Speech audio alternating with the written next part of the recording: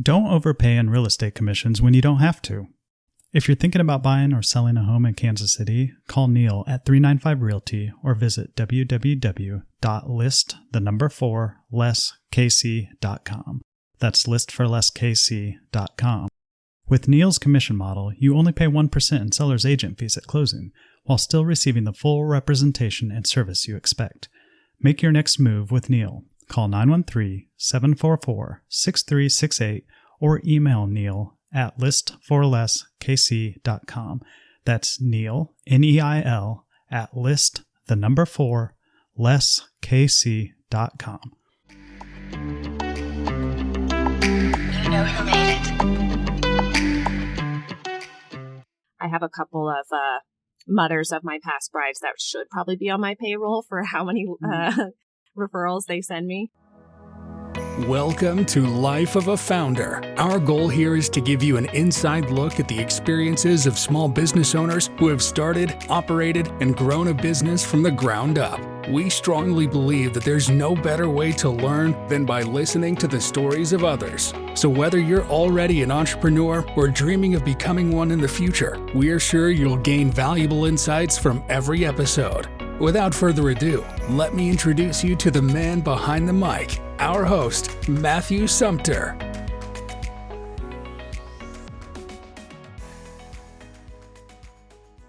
Hey everyone, welcome to Life of a Founder. I'm Matthew Sumter, and I'd like to introduce you to my guest, Abby Church, the founder of A Wedding Come True.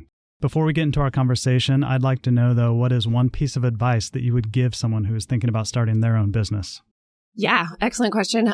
My advice, it's business. It's not a hobby at this point. So maybe the area that you're choosing to go into business is something that you have enjoyed as a pastime, but that's exactly what a hobby is. Yeah. It's you do it in your free time to escape maybe a day job or like your everyday responsibilities. But when you choose to turn it over into business, you're never going to put that down. Yeah. It's not just free time. It is now wearing a lot of hats, and the true passion of the job also comes with the business side where you might not be terribly passionate about payroll or staffing or training, but don't lose focus and don't lose sight of the spark and the passion that you had while you might have to wade through some of the more tedious sides of business. It's all part of the business, and you got to make money, right? Or like you said, it's a hobby if you're not. So why don't you tell me a little bit about your business, what it is that you actually do? I am a wedding planner in Kansas City. I serve couples that are planning a big celebration. The point is this is a once-in-a-lifetime occasion, and you're making a very large investment. I'm kind of your insurance policy, and I am there to protect your investment and mostly just preserve the opportunity to make the memories you are expecting, not being pulled out of the moment. And that goes for the entire engagement process of being able to enjoy a year plus of planning your wedding. And that's a special season of your life. So I like to know that my clients are enjoying that process and looking forward to it rather than maybe feeling bogged down or really anxious. All right, very cool. Give me a little bit of history about how you started the business, how you've kind of built it up, or kind of the trajectory of its growth. When did you start the business and how long have you been running it? Yeah, let's see. I met my mentor in 2009. I was 19 and knew that's what I wanted to do with my life. So she took me under her wing and taught me an awful lot. Okay. I was able to get some other jobs in the industry to continue making connections and just learning about the operations ins and outs of the wedding industry.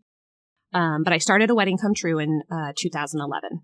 So it's been a growing effort of building my portfolio and establishing myself and credibility. Being now almost 15 years of working with my own clients has given me the opportunity to build quite a referral network. So you said you kind of got the idea that you wanted to do this in 2009, and you actually started the business in 2011. What actually inspired you to, I guess, make that jump to become an entrepreneur? I mean, you had the idea that it was something you really enjoyed, but what made you think this is something I should turn into a business? I knew at a very young age that I wanted to be my own boss. And I think it's needless to say, like, I was a very bossy kid. Growing up, my nickname was Martha Stewart. But I love the idea of making my own rules and the flexibility. I had a desire to work, and I also knew I wanted to be a wife and a mother, and I didn't want to feel like I was going to have to sacrifice one to get the others. So being my own boss has allowed that, a little bit of everything and enjoying this season of life. Okay. And would you consider it now kind of a full-time job, or what it take to get to that point where you're at now? Yeah, I like my workload right now. As I've niched down, kind of cut my teeth on doing more quantity over quality, then right now this is really a great workload. When I was working with my mentor, I got my first job as a venue manager and ran events there for a long time. I went on to run 2 other venues in Kansas City. I was a director at Marriott for one of their specialized venues. Oh, nice. All the while being able to have my clients on the side and several employers that were really supportive of me building my own business and knowing ultimately being my own boss was my goal. So that was a huge blessing. And the Kansas City wedding industry is really community focused and very supportive and encouraging. So that really helped me along the way of knowing when I was ready to take the leap to be full-time for myself. Okay, cool. Do you have any partners or employees? Do you have to hire anyone to help you? What's that look like? I am a true solopreneur. My clients get me. It's a relationship-driven business. So I build a personal relationship with all my clients, and I think it's probably common for most entrepreneurs that the sense of control is there. And particularly with weddings, of knowing that I'm building that relationship, and weddings are so personal. So as of right now, it is just me with all the client work. And then on wedding days, I do have assistants, always at least one. And then if it's a big wedding with multiple venues, maybe a tight timeline or a lot of moving parts, then I will work with a larger team, whether they're my own trained assistants or oftentimes trading services with a few other wedding planners in town. So we can swap off on each other's wedding days. Yeah, that's kind of nice that you said it's a community that you can kind of work together on that sort of thing. I mean, is there a lot of competitiveness in this market? I mean, you'd think there's a lot of wedding planners out there, but I mean, is it cutthroat? I mean, what's that community like? Yeah, that's a great question. I have always been operating my business in Kansas City. Outside of this market, I have heard some really scary stories. Yes, there is some cutthroat competition, but not here. Great. Yes, competition, it makes you better. And that should be the only threat, is if they're booking more than you are, then what are you doing if you're missing out on those bookings? All right, sounds good. You said you're at kind of a level that you're comfortable with, that you're happy with right now.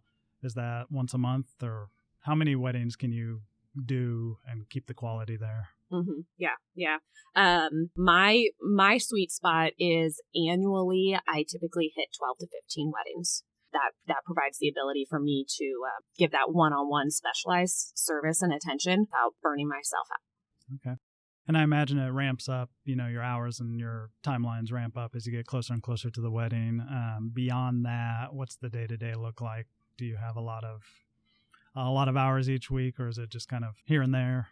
With specific client work, we always have standing monthly planning meetings. In between all of those meetings, we do a lot of logistics. I do a lot of communication. That's like ground zero for a wedding planner, right? We are the communicator. So there's plenty of time spent on emails and phone calls and creating timelines and logistics. Yes, it does ramp up closer to the wedding, but my whole goal and what I want my clients to understand is we're going to do this in bite-sized chunks over the next 12 to 18 months.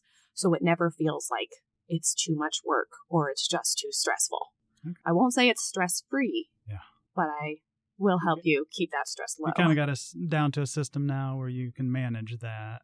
And that's kind of what they're paying you for, is the fact that they don't have to manage that stress load that a bride normally would without a planner. How would you say that you acquire customers mostly? Is it mostly word of mouth, or do you do a lot of advertising, print ads? I mean, what's getting you your work? By and large, you're exactly right. It's word of mouth. It's making really happy customers. I have a couple of mothers of my past brides that should probably be on my payroll for how many referrals they send me. But yeah, I spend very little on traditional marketing and advertising. I usually equate it to, I'm not a gambler. I don't go to the casino. And oftentimes a lot of marketing feels like gambling to me. And I would rather focus those dollars on sending a really nice anniversary gift to my past clients and staying on the forefront of their minds, or taking a venue owner, out to lunch. That's where, again, goes back to the relationship building. Yeah, those are some great ideas. And I imagine that out of your weddings, that's some natural material that comes out there. I've seen some of your posts, and you can go afterwards and go on Instagram and post pictures, and you can post things that are going to get reposted and shared organically. And I'm sure that helps a lot too. Mm-hmm, mm-hmm. Oh, yes. The all-powerful Instagram. Mm-hmm. Have you had any major challenges that you faced either when you were trying to get the business started, or as it's been growing over the years? Challenges. Sure. Gaining enough experience for other vendors to trust me and new clients to find me. Just longevity is helpful. It does help. I'm like, as a 22-year-old, people don't usually give you too much credit. You got to get, some tread on the tires type of thing, and understand that you know what you're doing to work with a budget of that much money and have that many connections. So that was definitely a challenge. And then while I was growing, having disposable income, or like making wise investments, I was working multiple jobs while weddings were my side hustle. But wanting to maintain like the professional business owner, exude that aura. It just took some time. There's some overnight success stories, but when I started, there wasn't going viral on Instagram or TikTok. Yeah. So it was a little bit different. True. Yep.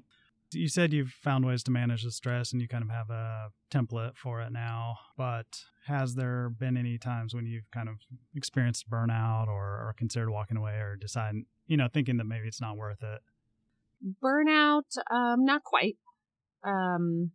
But when it feels too much, I can often trace that back to being misaligned with maybe the clients or the vendors that I'm working alongside. Boundaries is a very big buzzword for solopreneurs. Office hours, it's hard to control. I mean, I mentioned before, like, the dream was to have flexibility, but you also have to be disciplined, because that flexibility can come back and bite you when you put off those office hours and you're finishing a stationary deadline at 5 a.m. and there's a little bit of pressure there. But one of the biggest things I have learned is choosing clients wisely. That's not every inquiry that comes in is my client. I think I've reached that point of being able to also interview them, and knowing that if we're going to have a year-long relationship, I want to be really well in sync with each other. Yeah, I was kind of wondering that. Is that something you've literally had to tell people no, or I'm unavailable, make up an excuse, or you've had to basically turn them away? Fire some people, or turn them down. Only a few times. Yeah. For the most part, if they're doing their homework and they are interviewing multiple planners, I think they can land on the right decision of the personality and the work integrity and just overall, how much will you get along with this person? Because I always tell them, I'm not only by your side this whole year, I am also by your side your entire wedding day.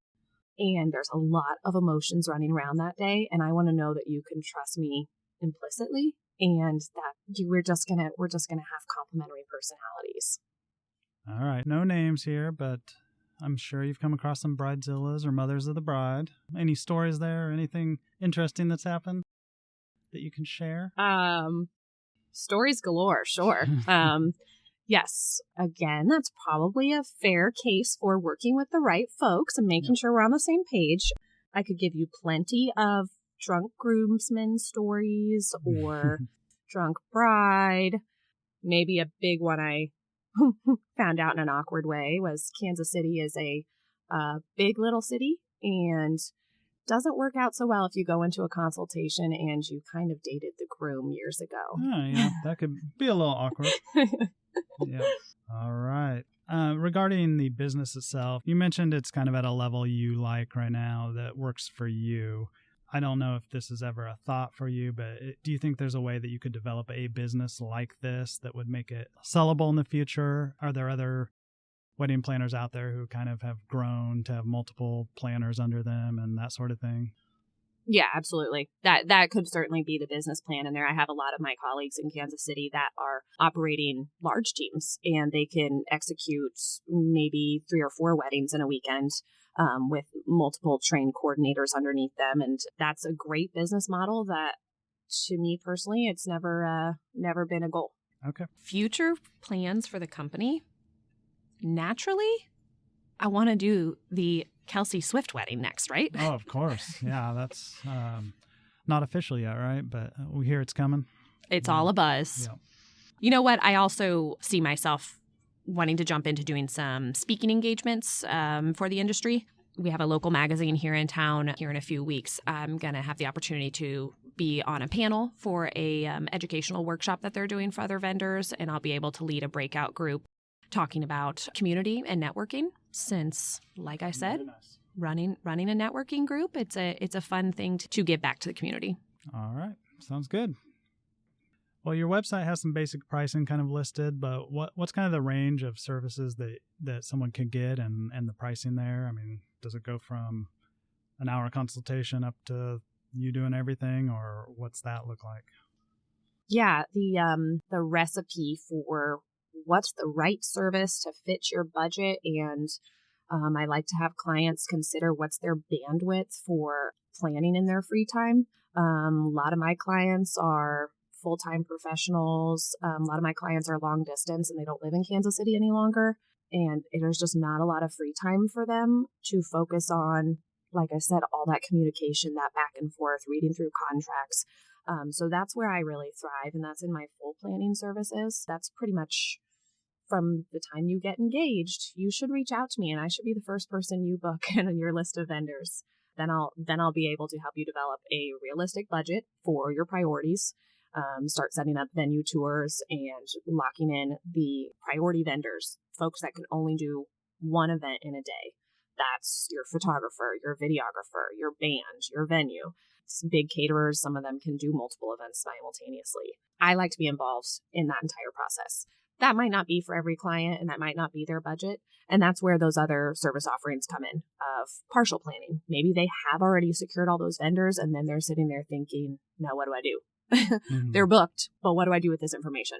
Or coordination. Coordination is a really great portfolio building service. That's where I certainly thrived, where I started my business in 2011. And that also works well if a client just doesn't have the budget for a full planning relationship for that whole year. You don't have to give me any specifics about your pricing, but if someone was wanting to get into this, I mean, potentially how much do you think you could make as a wedding planner in a weekend? Understanding that it's going to take you a year of work getting up to that point, but what is kind of would you say the range of the market is? If a couple is searching for like a month of coordinator, someone that might be newer and, like I said, building their portfolio, oftentimes you can find that person for anywhere from $500 to $1,000. That gives you a couple meetings with them before the big day, and they'll help you make sure your timeline makes sense, and they'll be your point person with all your vendors. And then going into full planning services for my clients, currently my clients put down a 25% deposit, and then throughout that next year, they make periodic payments, and I'm paid in full before the wedding day occurs. A lot of planners that are doing luxury weddings and in larger markets, especially on the coasts, more often you will find them doing a percentage-based pricing of a flat fee plus a percentage of the total wedding budget. Okay, yeah, that makes sense. So that the more they're spending on the wedding, the more you have to handle, and kind of the bigger deal it is, so the more you're getting paid. Yep, exactly. So if someone was thinking about getting into this business, what kind of potential income could they aspirationally think about getting to? I mean, I know they're going to start out smaller fees, but as you said, the more experience they get, the higher rate they're going to be able to charge, and they're going to be able to get those bigger weddings as well. So what's kind of the ranges there? What's kind of the averages, and what's the top end potential for a wedding planner? Yeah, I can speak to it for here in the Midwest specifically. Someone starting out, your focus is going to be more of those coordination packages. You need to establish yourself. So you might want to build your calendar and your portfolio through coordination, and you're charging somewhere between $500 to $1,000, depending on the hours you're going to invest with that client and what services you want to include. As you grow and build, I think you should really show that experience by raising your rates and offering a longer time frame with your clients, a more robust package. Maybe you're getting to the point where your client's budget has grown, you're managing more just dollars in general for them, so your compensation should match. Maybe you're to the point where you can charge $5,000 a wedding and you're doing partial or full planning. What size of a wedding would you say that would kind of be traditionally? $5,000 would be standard for a wedding that costs how much? Well, in the Midwest, let's say here in Missouri, like the average cost of a wedding is just over $30,000. With that type of budget, that couple can probably only typically afford a coordinator at that $500 to $1,000 range. When they start getting into spending above average total wedding budget, that's when you could do full planning at $5,000. Planners that are kind of in my market right now and doing full service, most of our clients are spending somewhere of $75,000 to $100,000 on that wedding. Wow, yeah. That's a big investment. It's a big change since I got married, but yeah, it's inflation, right? What kind of overhead or expenses do you really have? I imagine labor is your biggest expense and your time, but do you have a lot of fixed expenses beyond that you have to cover as the business owner? My overhead is low, and yes, my time is very valuable. I have a home office, which is great, helps keep costs down. Like I said, I don't do a lot of traditional marketing and advertising. Meeting with clients at their venue, out and about at a coffee shop or another vendor's office, that's usually what makes the most sense anyway. So I haven't felt the need for a physical office site. So really my ongoing expenses, things like website hosting. I do have a specialized software that does both back-end and client-facing work for me. And then like those day of assistants, those 1099 workers, being able to pay them out. All right, perfect. Thank you. Well, I know that something else you're involved in, I've seen on your social media, is called Thursday Therapy. Can you tell me what that is? And it seems like it's kind of part of the community that you talked about in Kansas City of the wedding professionals. And what is that and how are you involved? Yes, my volunteer passion project. It is actually a national organization started by a planner on the West Coast. A couple other vendors in Kansas City brought this chapter in 2011. I stepped in as the host in 2019. So we weathered all of our shutdown through COVID. And in the last 2 years, we've been able to get it back up and running and see a lot of growth in our attendance. So the whole organization and the whole goal is we meet third Thursday of each month. We do a styled photo shoot, which is a really helpful tool in our industry because vendors need content. Brides and grooms that are out shopping on Facebook, Instagram, and TikTok, they want to see what you're capable of. So showing your creativity and collaborating with other vendors, putting on a styled shoot with some current trends and a lot of outside the box thinking is a really unique portfolio builder and gives everybody marketing content. Following that styled shoot, then we host an open house for any and all event vendors in Kansas City. Free to come and hang out. We do some light bites by caterers and drinks and desserts and have a really great time. And that's where all of the entrepreneurs for this industry get to build those relationships, and they can take it from there in terms of handing out your business card or making coffee dates or planning to go tour someone's new venue. I really enjoy giving back to the industry in that way. Keeps me really connected and keeping a very full Rolodex of contacts for my clients. Yeah, so it's a great place to network and kind of get involved with the community. You had a very interesting bride and groom, I think, at a recent one? Oh, you mean when I got to play bride? When you got to remarry, I guess. Remarry the same guy again? Yeah, it turns out you need You need people to wear the dress and the suit. How would you measure the day-to-day success of your business? What is it? I mean, for a lot of people, it would be money, how much they make, but how would you say that you measure that success?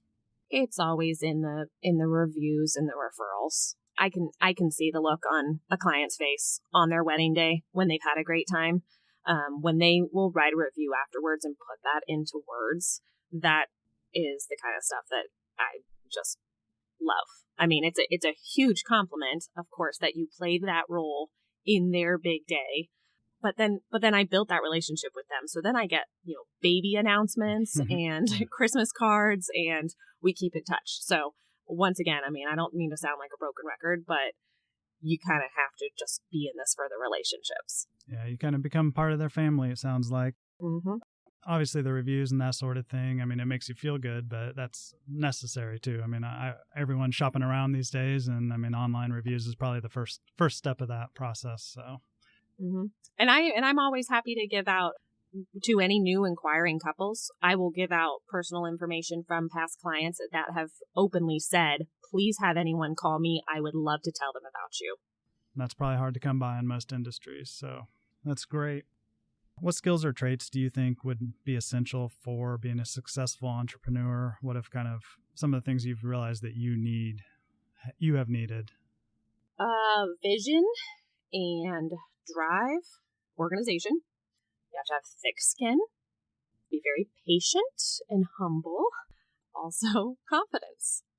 It's like two sides of the same coin. A very unique mix of traits, I'd say. Yeah, I mean, I would say ultimately it comes down to having high standards for yourself. Your client list will reflect your standards.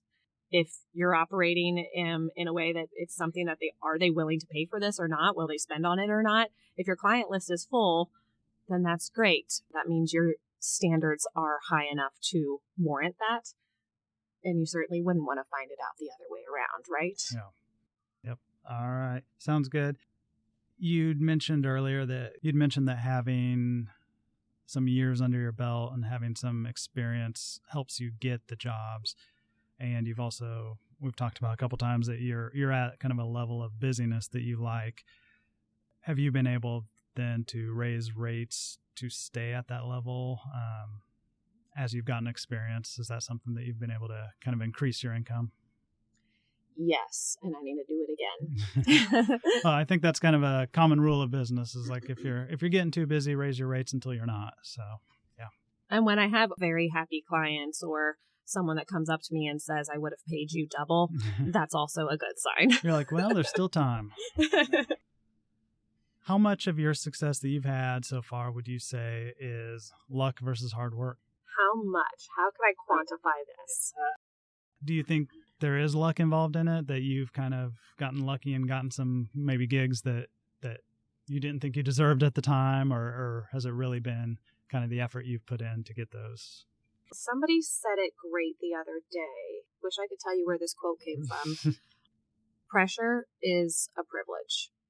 And I don't think it's luck. I do believe in, like I said, it's not overnight success, but if you don't see the results right away, be patient. That's where I get at that. I felt like when I was 22 and seeing what all my role models were doing and that it was going to take so long to get there.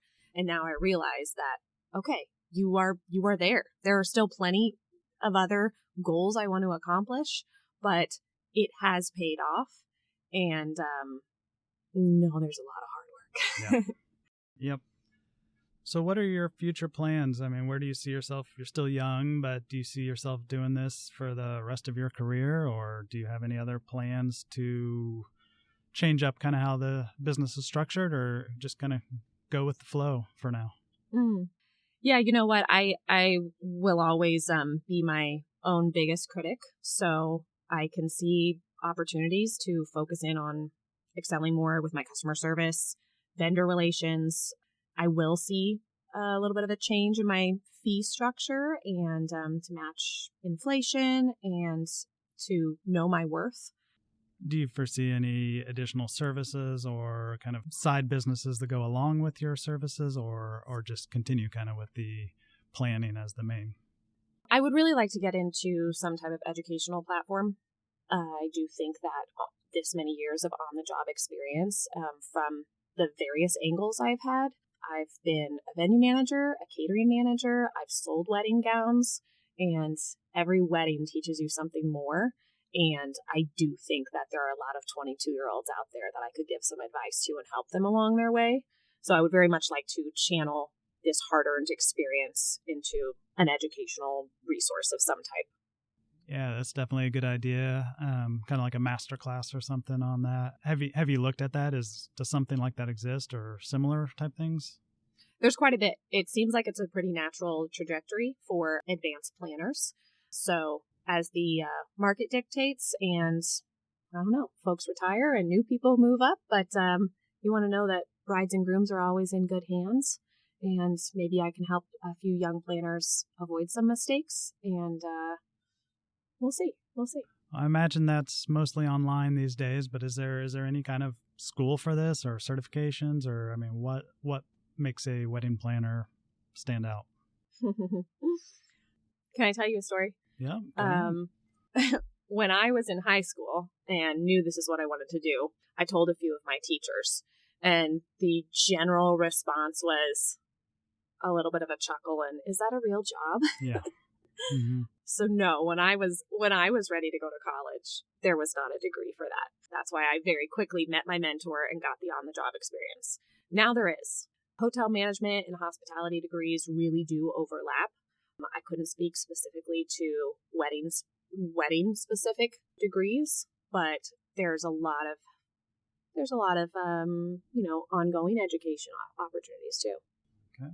You've mentioned a couple times now your mentor. Is that someone that you wanted to kind of shout out and give us a little information on how you met that person and how they've helped you? That's another fun story. So one of my side jobs while building the business was restaurants. I was always serving tables or bartending or managing, but I knew this was my goal. And again, just talking to people and making relationships. And I happened to mention it to someone and they connected me with her. Her name is Cindy Patrick. She's in Kansas City. She taught me a lot, and she's still doing really great, beautiful weddings herself. She's raised 2 kids. She charges her worth, and she does excellent work. Great person to look up to, and I'm very, very happy to have had that opportunity. Yeah, it's great to have someone like that you can bounce things off of, especially as you're learning and growing. And to teach you the right shoes to wear on the wedding day, which is different from what you would wear if you were a wedding guest. Probably learn that pretty quick after a time the or painful two. way. Yeah. Well, let's get to some personal questions. When you're not working on your business, what kind of things do you like to do for fun? Do you have a lot of time for leisure or? Not a lot of time for that. For fun. Vacuum? Yeah, I guess that counts. Yeah. I used to refinish furniture. That was a fun hobby. Time and children, not so much right now, but I'm hopeful to get back to it one day. All right. A lot of entrepreneurs are reading and listening to podcasts, books, that sort of thing. Is there anything that you've been reading recently or listening to that would be helpful, do you think, for an entrepreneur? I do a lot of intake with industry-specific content. So podcasts, there's a great one from a photographer on the West Coast. It's called Get a Heck Yes, and it is focusing on high-end and luxury clients and some really great just information there. Weddings for Real, that's hosted by another just well-established planner, Megan Gillikin. Of course, Life of a Founder. Yeah, of course. Everyone listens to that, I'm pretty sure. Do you have any unusual hobbies that maybe people don't know about? You mentioned that you like to refinish furniture. Is there anything else out there that may be interesting? You know what? When I was in restaurants, I spent an awful lot of time studying wine. So I took my first and second level sommelier exams, and it's a lot of knowledge that often comes in handy with wedding days and planning beautiful dinners with wine pairings. So that might be the odd one out. All right. Very cool. All right. Well, if you don't mind, we're going to do a few rapid fire questions. So you're just going to tell me the first thing that comes to your mind. So what is your favorite dessert? Turtle sundae. All right. What game show would you like to be on? Let's make a deal. Let's make a deal. All right. Introvert or extrovert?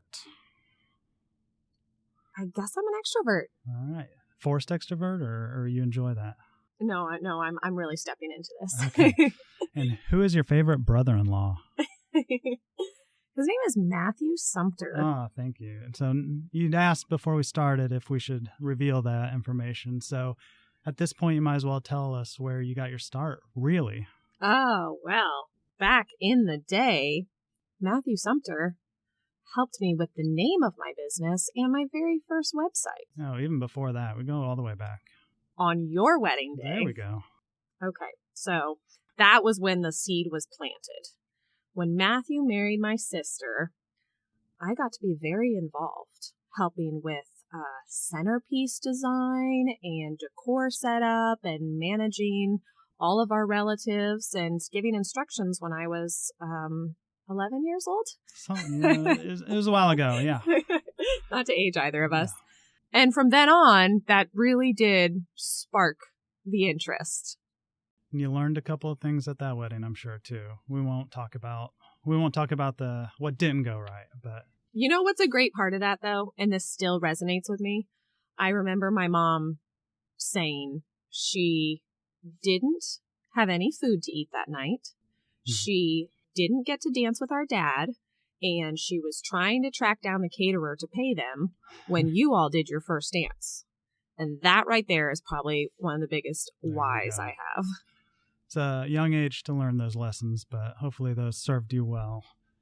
Thank you for the opportunity. Well, it's been great talking to you, and I want to thank you for taking the time. How can listeners find out more about your business? How would you like them to contact you or check you out? Yeah, absolutely. Please go follow me on Facebook. It's at A Wedding Come True. Lots of beautiful updates there on a semi-regular basis. But if you know a social media manager, I'd be in the market for hiring one of those. All right, yeah, I could use one of those too. I don't make any money yet, but hopefully one of these days. All right, well, like I said, it was good having you, and thank you for your time. Thank you so much. Thanks for tuning in to Life of a Founder. Don't forget to hit that subscribe button so you won't miss any of our upcoming episodes. And if you have any friends or family members who would enjoy the show, please share the link with them. We truly believe that small businesses are the lifeblood of our communities. So we encourage you to take that first step and start your journey toward business ownership.